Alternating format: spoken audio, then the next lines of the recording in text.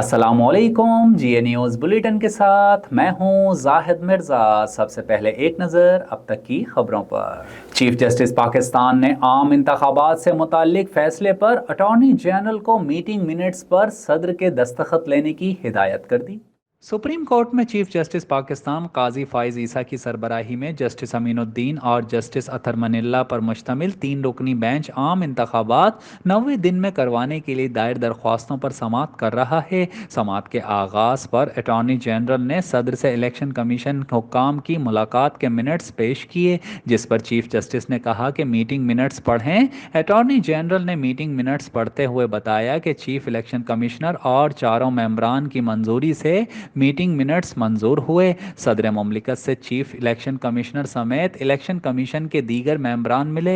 Chief justice ने सवाल किया कि सदर मुमलिकत के दस्तखत कहाँ हैं। उस पर अटॉर्नी जनरल ने बताया कि सदर मुमलिकत की जानिब से प्रेस रिलीज जारी की गई थी। सदर मुमलिकत से चीफ इलेक्शन कमिश्नर समेत इलेक्शन कमीशन के दीगर मेंबरान मिले। चीफ जस्टिस ने कहा कि सदर के दस्तखत करवा कर लाएं तो पैगाम भेज दीजिएगा। हम नहीं चाहते कि किसी भी किस्म का ज़रा सा भी शायबा हो। कल कोई फरीक आकर ये ना कह दे कि मशावरती अमल में शामिल नहीं था।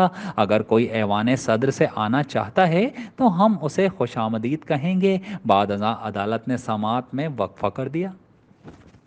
साबिक वज़ीर ख़जाना इसहाक डार का कहना है कि लेवल प्लेइंग फील्ड हमें तो नहीं मिली और कौन नहीं चाहता कि लेवल प्लेइंग फील्ड ना हो। सेनेट में इजहार ख्याल करते हुए इसहाक डार ने कहा कि हक़ाइक़ रिकॉर्ड पर लाता हूँ। आइन कहता है कि 90 रोज़ में इलेक्शन हो।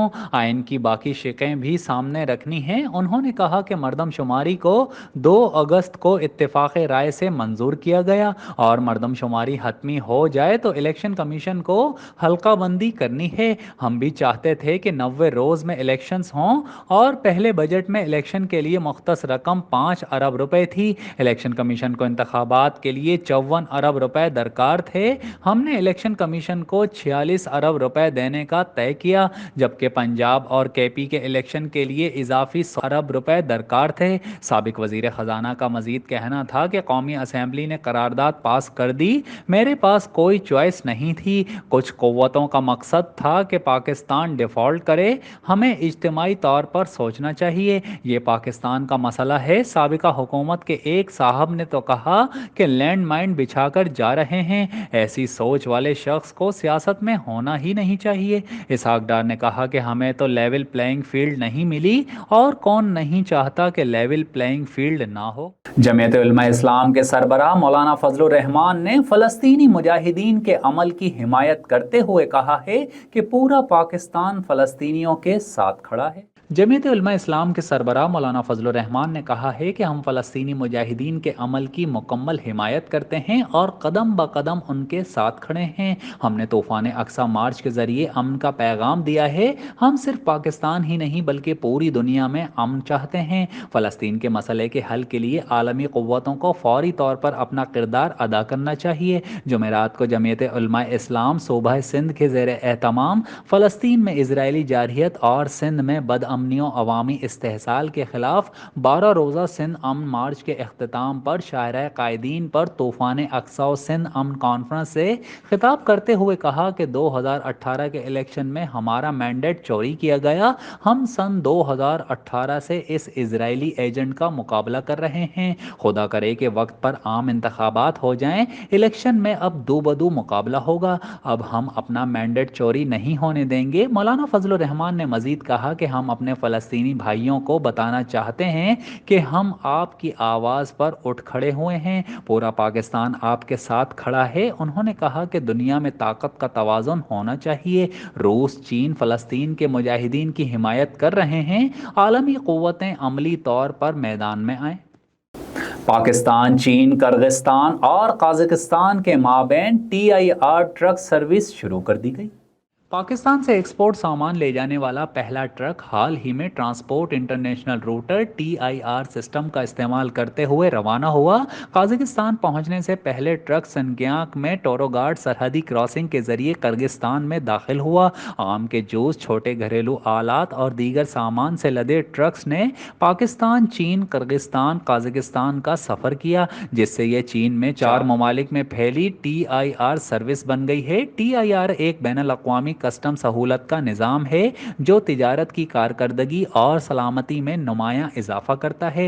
टोरोगार्ड कस्टम्स के एक ओहदेदार ने वजाहत की है कि ये मंसूबा कारोबारी इदारों को कस्टम क्लियरेंस करने के लिए दरकार वक्त को बहुत कम करता है और कस्टम क्लियरेंस के अमल की कारकर्दगी को भी बेहतर बनाता है। खबर शामिल करते हैं और आपको बताएं, आलमी इदारा सेहत ने पाकिस्तान को मंकी पॉक्स की अद्वियात देने की यकीन दहानी करवा दी है।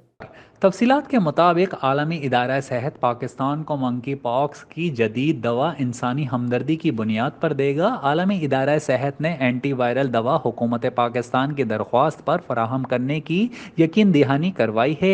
WHO के ख़त के मुताबिक पाकिस्तान को एंटी वायरल दवा के 25 कोर्सेज दिए जाएंगे, जबकि दूसरी जानिब हुक्काम का कहना है कि पाकिस्तान में अब तक मंकी पॉक्स के 7 केसेस सामने आ चुके हैं। और अब एक नज़र कुछ बैनुल-अक़वामी खबरों पर। इजरायली फौज का कहना है कि गाजा को चारों अतराफ से घेर लिया गया है और अब बड़ी कार्रवाई करेंगे। इजरायली फ़ौज के तर्जुमान डेनियल हेगारी ने बयान में कहा है कि इजरायली अफवाज ने गाज़ा शहर का मुहासरा मुकम्मल कर लिया है। हमारा मकसद हमास की तहरीक को ख़त्म करना है। दूसरी जानिब हमास के अस्करी विंग अल-क़साम ब्रिगेड ने कहा है कि गाज़ा इजराइल के लिए जहन्नम साबित होगा। इजराइल के मज़ीद फ़ौजी सियाह थैलों में वापस जाएंगे। दूसरी जानिब गाज़ा में इजरायली फ़ौज की रिहायशी आबादियों पर वहशियाना बमबारी जारी है। इजराइल ने जवालिया पनाह गुज़ीन कैंप के साथ अलब्रेज पनाह गुज़ीन कैंप पर भी बम बरसा दिए हैं। इजरायली जंगी तैयारों ने शातई कैंप में अक़वाम मुत्तहिदा के इमदादी इदारे के तहत चलने वाले स्कूल को भी निशाना बनाया, जबकि इजरायली तैयारों ने गाज़ा के अल-कुद्स अस्पताल के करीब भी बम बरसाए। गाज़ा पर इजराइल के हमलों में अब तक 3700 से ज़ायद बच्चों समेत फ़लस्तीनियों की तादाद 9200 हो गई है, जबकि 24,000 से ज़ायद फ़लस्तीनी भी ज़ख्मी हो चुके हैं। और अब एक नज़र GA स्पोर्ट्स पर। पाकिस्तान क्रिकेट बोर्ड की इंतज़ामी कमेटी के रुकन ने बोर्ड के सरबराह पर गैर आइनी फैसले करने और बेटे को इख्तियार देने का इल्ज़ाम आयद कर दिया।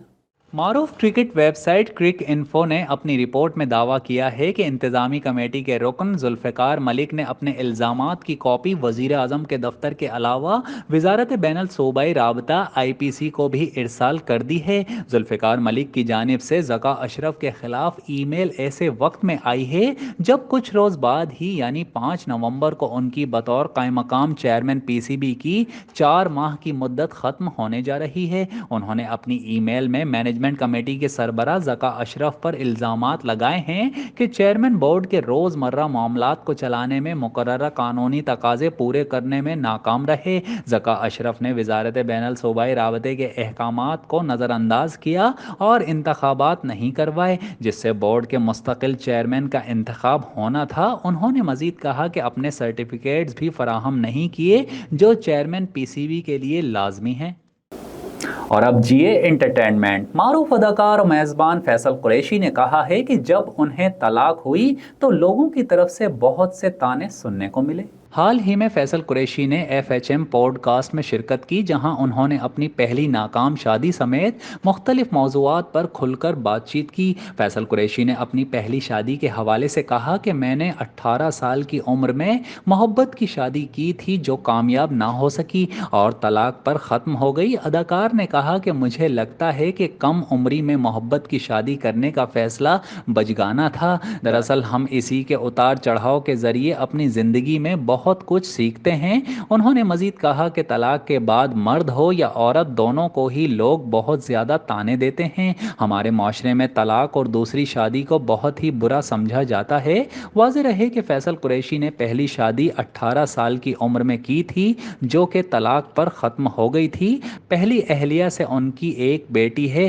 फैसल कुरैशी ने सन 2010 में सना के साथ दूसरी शादी की थी।